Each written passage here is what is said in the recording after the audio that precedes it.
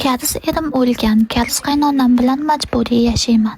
Chunki karis qaynonam boshqasiga turmushga chiqsang bolangni bermaymiz, men bilan qoladi.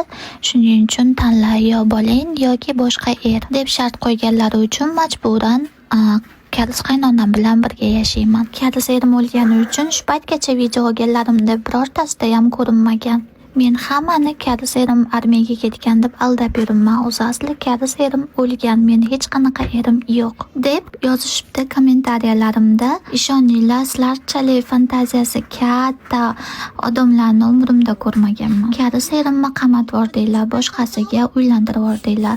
Yaqinda Rossiyaga ishga jo'natib olsanglar ham hayron qolmayman. Karis erim 5 yil davomida uyga kelmaydi. Chunki u armiyada soldat bo'lib ishlaydi. 5 yil davomida faqat itvachchamizni, o'g'limni va karis qaynonam bilan ba'zida karis qaynokamni ko'rasizlar, boshqa hech kimni ko'rmaysizlar.